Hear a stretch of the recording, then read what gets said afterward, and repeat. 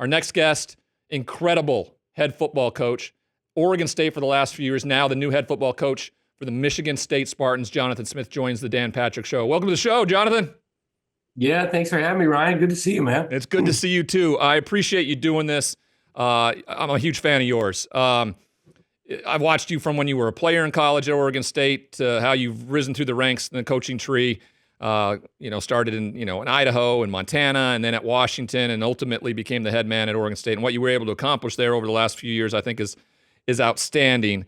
But I think a lot of people, with the way the realignment has come, were probably a little surprised, but not too shaken when the idea of maybe moving somewhere else from your alma mater came to fruition. Talk to us about that move and what ultimately made you decide to head to East Lansing. Right. These decisions are never really easy. Understanding the kind of weight of one person's decision affects a lot of people. Thoroughly enjoyed my time at Oregon State. Got a great, deep appreciation for that place, the people, that kind of thing. But the more and more the landscape continues to change, putting some thought into, the next, hopefully coaching for the next 10, 15 years, what that looks like. Got into some conversation with Michigan State, and the more and more looked into it, I felt really good about the fit, the opportunity, the resources here, the people, the leadership, and aligned with, wanting to compete at the highest level.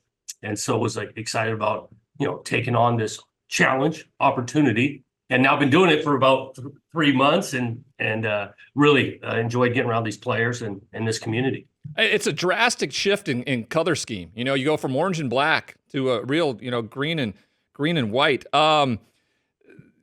This was a good question. You've been a head coach. You've been coaching for a long time, but I don't know if maybe there's a better understanding than somebody's new to the NIL, the transfer portal aspect of things, for what you need to do. We're in March right now. There's no really football coaching. Where is the football coaching now on the list of things that you have to do on a day-to-day basis, whether it's meeting with NIL collectives or if it's, just kind of talk to us about what a head coach in college football has to do on a day-to-day basis right now. Yeah, each head coach chooses kind of how he's going to invest his time and things, because there is a lot of ways to do it.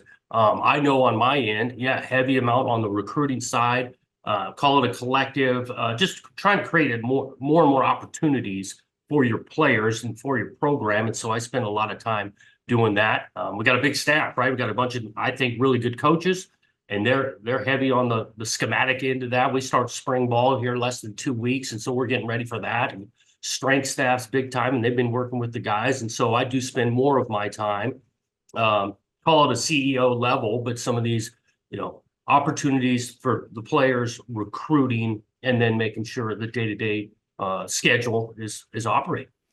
The recruiting process now, your and I days, it was all about the high school recruits and almost like a farm system. They come in, they spend 4 years, red shirt.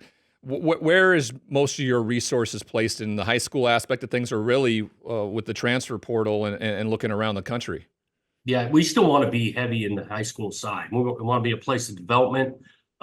Recruiting high school players will still be a priority for us. It just can't be the only way you add to your roster. We know the landscape now, and opportunities to add to your roster from the portal.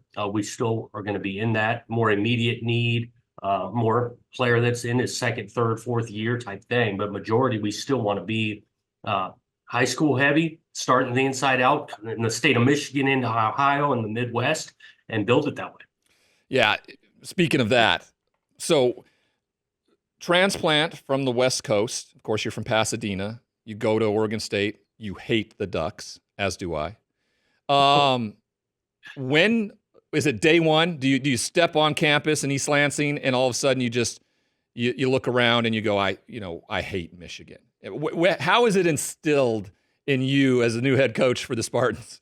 Yeah, for me, I've been around rivals, right? In-state rivalries, and those things are important and meaningful. So it didn't take me long getting over here to understand that, there's another school in the state that we don't like a ton, and all of that. And that's why I go back to the fit for me, coming to a place that I love, that having an in-state rival that we get to compete in not just in football. I mean, you look at basketball going and all the other sports. It's fun to be on a college campus that way.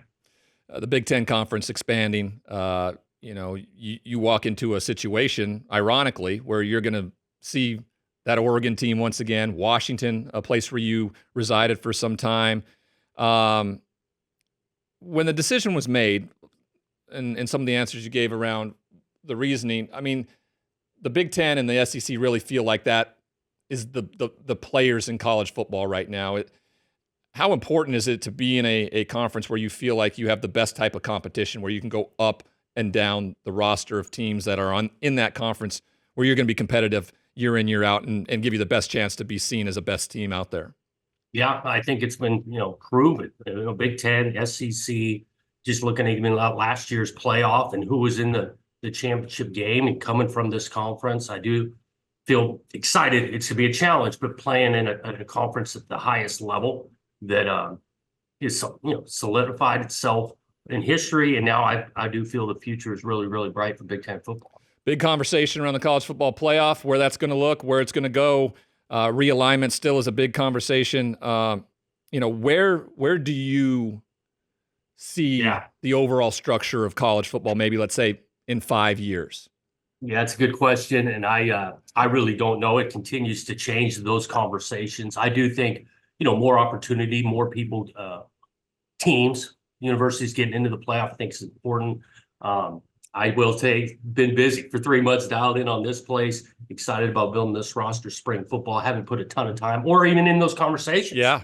On what it's going to look like the next 5 years. Well, it's a big part of being a head coach, right? You talk to your kids. It's something you can't control right now. You don't know. And we're talking. It is. Yeah. I mean, that's the way you talk to them. We don't control that aspect of it. What we do control is this, schedule we got for this fall that we're, putting a lot of work into play. Yeah, it's a big part of what you and I discussed when I came out to Corvallis a couple years ago. Love to get to East Lansing again now and that would spend be some great. time with you and your staff. Before we get out of here, it's 1994. You're sitting in Ryan Leaf's living room with mom and dad. What's your Michigan State pitch to one of the top quarterbacks in the country?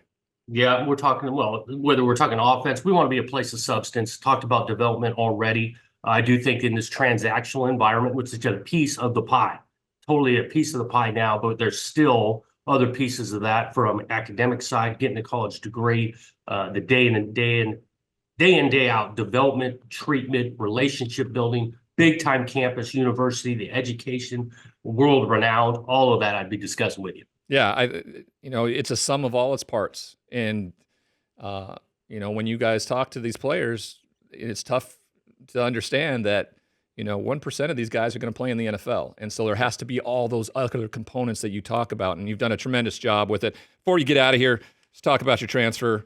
Aiden Chiles, he comes from Oregon State. You really utilized him, I thought, in a unique way last year, having a set series for him to come in for DJ, and did a tremendous job.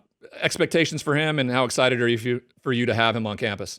Well, definitely excited because we do feel like, really good person, player, talented, all those things. Did get him some experience last year, which was earned, getting him in the third series about every game. Yep. And he showed that he's more than ready to play at a really high level. I think he's got a comfort level over here, just schematically, right? The offense ain't dramatically changing on him, and he's dove into this place. I think he's fitting in well in a locker room. He didn't come in trying to be the face of the program from day one. He's come in and went to work, and he's not alone. We got a bunch of other guys, but we're excited about Aiden's, potential and seeing him throw the ball around. I'm excited too. I was excited to hear that you were going to come on today, and a big fan of yours, as you know. So continued success, good luck in East Lansing, and hopefully I'll get out there here soon. Yeah, I'd love to get you out here for sure. Speak to the team again. This guy's been phenomenal when he speaking to teams, so we want to get you out. I appreciate that, Coach. Good to see you. Good luck this year, and thanks for coming on. Okay. Thanks, Ryan. You bet. Jonathan Smith, everybody, new head football coach for the Michigan State Spartans.